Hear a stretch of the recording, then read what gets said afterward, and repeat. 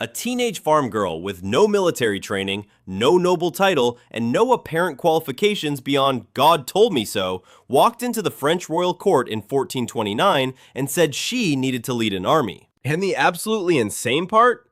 It worked! Joan of Arc went from illiterate peasant to military commander to national saint to burned alive heretic and back to saint again in roughly 25 years, which is the kind of career arc that makes LinkedIn resumes feel completely pointless. To understand why a 17-year-old girl with divine hallucinations became France's last hope, you need to understand just how badly France was losing the 100 Years' War. Which, fun fact, actually lasted 116 years, because medieval people apparently couldn't even get their branding right. By 1429, England controlled the northern half of France. The French king was an uncrowned mess hiding in his own kingdom, and the city of Orleans.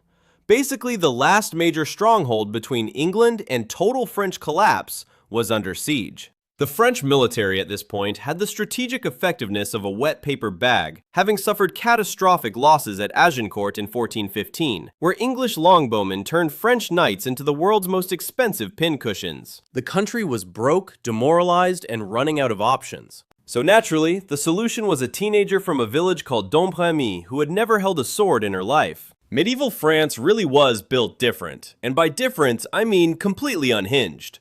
Joan started hearing voices around age 13, which today would get you an appointment with a psychiatrist and possibly a social worker. But in 1420s rural France made you either a witch or a prophet, with very little room in between. She claimed St. Michael, St. Catherine, and St. Margaret spoke to her directly, delivering a fairly specific divine to-do list. Find the uncrowned French king, Charles VII, get him crowned, and drive the English out of France. She later described these voices as accompanied by light and tremendous certainty, which honestly sounds less like divine revelation and more like a migraine aura, but we'll leave the neurology debate to people with more letters after their names. The remarkable thing isn't that Joan heard voices. Religious visions were practically a hobby in medieval Europe.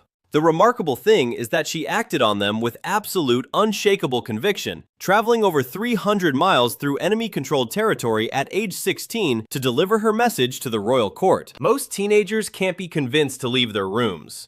Joan of Arc was out here restructuring European geopolitics. When Joan arrived at the royal court at Chinon in February 1429, requesting an audience with Charles VII, the entirely reasonable response was to assume she was either crazy, a spy, or both. Charles, to his credit, initially agreed, hiding himself among his courtiers as a test to see if this peasant girl claiming divine instruction could identify him in a crowd. She walked straight to him. Whether this was miraculous divine guidance, sharp social observation, or the world's most successful cold read, nobody knows. But it was extremely effective party trick. Charles, intrigued and also desperate enough to try anything, subjected Joan to weeks of theological examination by a team of church scholars, essentially tasked with determining whether she was the real deal or absolutely off her rocker. They concluded, after extensive questioning, that she was pious, sincere, and showed no signs of demonic influence, which is a sentence I genuinely love to hear someone say today. Imagine submitting your job application and the HR process involves a panel of theologians verifying you aren't possessed. Joan passed. She got the job. The job was war. Here's where it gets genuinely ridiculous. Joan was given armor, a horse, troops, and the title of chef de guerre, head of war, for the relief of Orleans, which had been under English siege for months. She had no formal military training. Zero. She had grown up farming. And yet, within 9 days of her arrival at Orleans in May 1429, the siege that had stalled experienced French commanders for 7 months was broken. She didn't just show up and inspire people from a safe distance either. Joan was on the front lines, was wounded by an arrow through the shoulder during the assault on the fortress of Les Tourelles, pulled the arrow out herself according to witnesses, prayed for a bit, and then went back to the fighting. To put that in perspective, professional medieval soldiers, men who had trained their entire lives for exactly this kind of violence, were taking orders from a wounded teenage girl who was treating a crossbow bolt through her shoulder as a minor scheduling inconvenience. The French army, reinvigorated by what they genuinely believed was divine intervention, went on to win a series of rapid military victories that completely flipped the momentum of the war. After Orleans, Joan pushed for something that seemed completely logistically impossible. March through English-held territory to Reims, the traditional coronation city, to have Charles VII officially crowned King of France. This would be like planning a road trip where every gas station along the route is staffed by people actively trying to kill you, and your travel companion is a dauphin who keeps second-guessing the GPS. Somehow it worked. Town after town either surrendered or switched sides as Joan's army advanced. The psychological impact of this girl, who was reportedly radiant, completely fearless, and carried a banner rather than a weapon in most battles, was Charles VII was crowned at Reims Cathedral on July 17, 1429, with Joan standing beside him holding her banner, which is an image so cinematically perfect it almost feels fake. Joan herself reportedly wept with happiness. She had gone from obscure peasant to literally witnessing the coronation she had predicted months earlier in under a year. For one brief, shining moment in the summer of 1429, Joan of Arc was running the most improbable winning streak in European military history.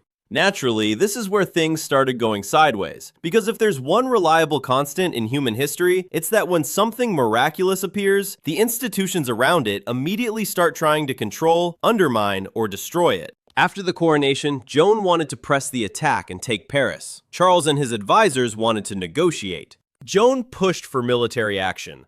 The court dragged its feet.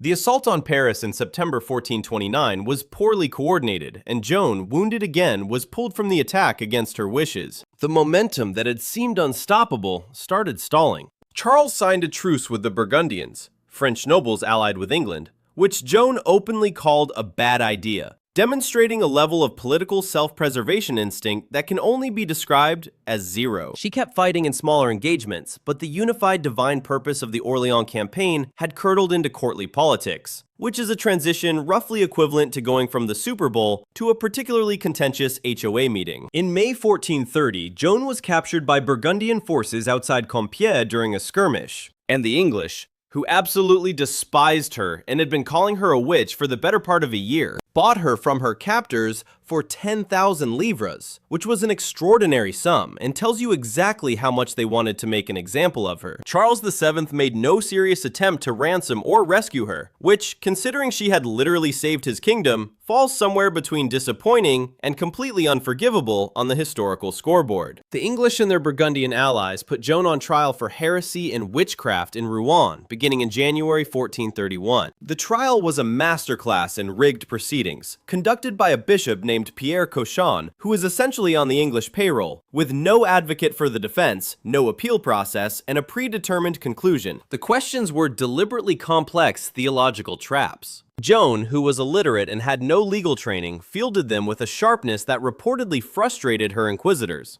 When asked whether she knew if she was in God's grace, she answered, "If I am not, may God put me there, and if I am, may God so keep me."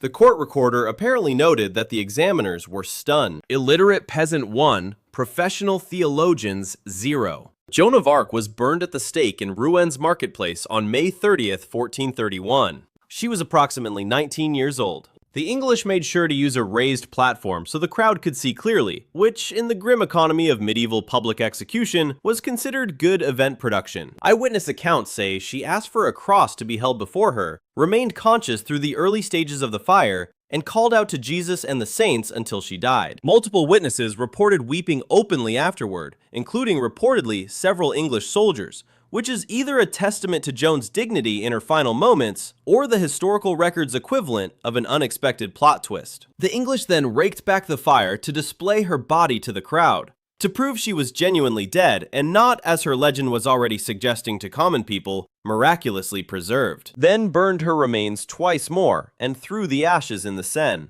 They were deeply worried about relics. They were right to be worried. It made absolutely no difference whatsoever. The English had destroyed Joan to delegitimize the French cause. What they actually did was create the most durable piece of French national mythology in history, which is a level of strategic own goal that would be impressive if it weren't so catastrophically stupid. Within 25 years of her execution, Charles VII, who had done essentially nothing to save her, commissioned a retrial. The nullification trial of 1456 reviewed the original proceedings and found them fraudulent, corrupt, and invalid, which was the 15th century legal equivalent of, whoops, Joan was officially rehabilitated. In 1909, she was beatified by the Catholic Church. In 1920, she was canonized as Saint Joan of Arc, making her one of history's most extreme career redemption arcs. Executed as a heretic by the Church in 1431. Declared a saint by the same institution in 1920. A gap of 489 years that really does make "we're sorry it took so long" ring just a little bit hollow. Joan of Arc spent roughly 2 years at the center of European history before she was 19 and dead. And in those 2 years, she reversed the course of a war, orchestrated the crowning of a king, and became so symbolically powerful that 5 centuries of writers, politicians, fascists, feminists, nationalists, and Hollywood directors have all tried to claim her for their own particular agenda, which she would almost certainly have found bewildering. She was a devout Catholic peasant girl who heard voices, believed absolutely in her mission, and accomplished something that trained military men had failed to do for decades. Whether you attribute that to God, to charisma, to the psychological impact of absolute conviction, or to the fact that a visibly fearless person sometimes just breaks through an enemy's morale in ways no tactical manual can predict, the outcome is the same. The English burned her specifically to erase her, and instead turned her into a saint. If there's a lesson in there somewhere about the general wisdom of trying to permanently silence people who inspire genuine devotion in others, history has been loudly ignoring it ever since.